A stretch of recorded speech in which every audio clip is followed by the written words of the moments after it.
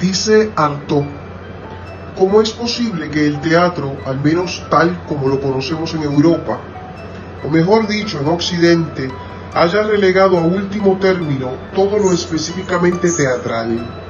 Es decir, todo aquello que no puede expresarse con palabras, o si se quiere, todo aquello que no cabe en el diálogo, y aún el diálogo como posibilidad de sonorización en escena y las exigencias de esa sonorización. ¿Cómo es posible, por otra parte, que para el teatro occidental, digo occidental pues felizmente hay otros como el teatro oriental que han conservado intacta la obra de teatro, mientras que en Occidente esa idea, como todo lo demás, se ha prostituido? ¿Cómo es posible que para el teatro occidental no haya otro teatro que el del diálogo? El diálogo, cosa escrita y hablada, no pertenece específicamente a la escena, sino al libro, como puede verse en todos los manuales de historia literaria, donde el teatro es una rama subordinada de la historia del lenguaje hablado.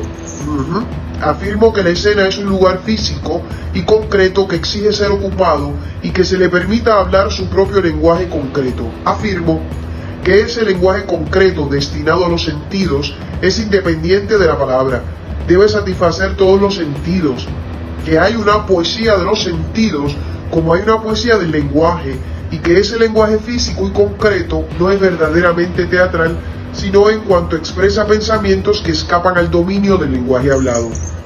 Se me preguntará qué pensamientos son esos que la palabra no puede expresar y que encontrarían su expresión ideal más que en la palabra, en el lenguaje concreto y físico de la escena. Responderé luego a esa pregunta. Me parece más urgente determinar qué es ese lenguaje físico, ese lenguaje material y sólido que diferenciaría el teatro al teatro de la palabra. Ese lenguaje es todo cuanto ocupa la escena, todo cuanto puede manifestarse y expresarse materialmente en una escena, y que se orienta primero a los sentidos en vez de orientarse primero al espíritu, como el lenguaje a la palabra. Espíritu aquí debe ser lo meramente cerebral. Paréntesis. Sé que también las palabras tienen posibilidades como sonido, modos distintos de ser proyectadas en el espacio, las llamadas entonaciones, y mucho podría decirse asimismo del valor concreto de la entonación en el teatro, de esa facultad que tienen las palabras de crear una música propia según la manera como se las pronuncie, con independencia de su sentido concreto y a veces en contradicción con ese sentido, y de crear bajo el lenguaje una corriente subterránea de impresiones, de correspondencias, de analogías. Pero esta manera teatral de considerar el lenguaje es ya para el autor dramático un aspecto del lenguaje que, especialmente en la actualidad, él no toma en cuenta cuando prepara sus obras. Yo sí lo pienso, digo ahora mismo. De modo que prosigamos, se acaba el paréntesis. Ese lenguaje creado para los sentidos debe ocuparse ante todo de satisfacerlo, lo que no le impide desarrollar luego plenamente su efecto intelectual en todos los niveles posibles y en todas las direcciones. Y esto permite la sustitución de la poesía del lenguaje por una poesía en el espacio, que habrá de resolverse justamente en un dominio que no pertenece estrictamente al de las palabras. Para entender mejor lo que quiero decir, convendría seguramente dar algunos ejemplos de esa poesía en el espacio capaz de crear imágenes materiales equivalentes a las imágenes verbales. Más adelante se encontrarán estos ejemplos. Esa poesía, muy difícil y compleja, asume múltiples aspectos, especialmente aquellos que corresponden a los medios de expresión utilizables en escena, como la música, la danza, la plástica, la pantomima, la mímica, gesticulación, entonación, arquitectura, iluminación y decorado. Cada uno de estos medios tiene su poesía propia, intrínseca, y además una suerte de poesía irónica que nace de sus posibles combinaciones con los otros medios de expresión. Y es fácil advertir las consecuencias de esas combinaciones con sus reacciones y destrucciones mutuas. Ok, yo se lo estoy enviando para que lo escuchen lo que está hablando cuando hablamos en dramatología, de que un texto tiene su línea literaria su línea dramática, que es todo lo que apunta en él, todo lo que da evidencia de la teatralidad, y tiene su línea teatral en sí, que es autónoma. Entonces, cuando él llama la poesía de la escena, él está hablando de la teatralización libre. Hasta ahora no hemos visto que él acribille el texto. Él lo que está buscando es, vamos a meternos en los intersticios del texto, que a nosotros nos gusta mucho por la formación que tenemos. De hecho, nosotros le diríamos a Artaud que nosotros lo hicimos en Pavlovsky en una producción de estética realista, es decir, que se forma como una especie de retrato creativo de la realidad.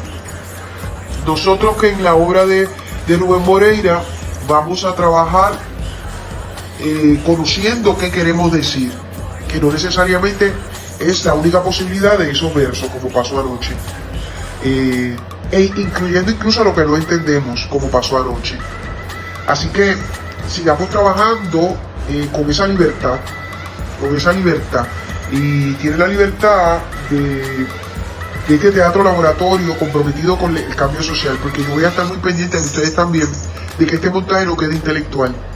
No es para entendido, al contrario, es para la gente que le guste lo espeluznante, que le guste lo macabro, que le guste lo que le haga reír, que le guste lo increíble.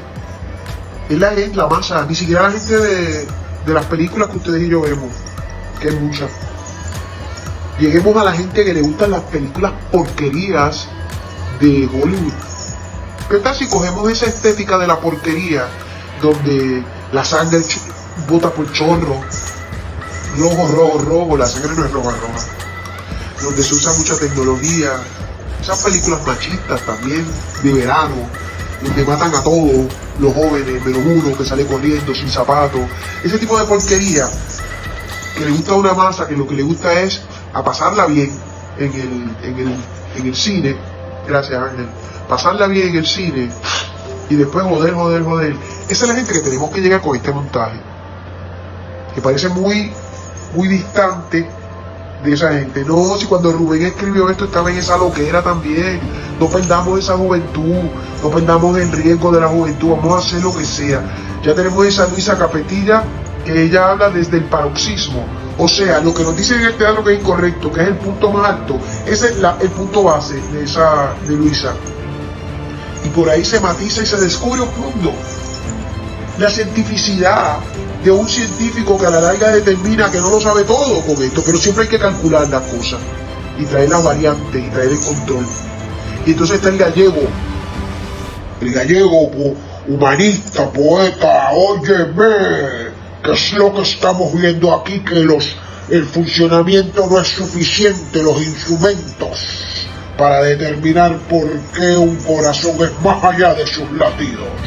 Ese tipo de caracterización, llévela hasta babiarse, literal, lleve la caracterización hasta babiarse.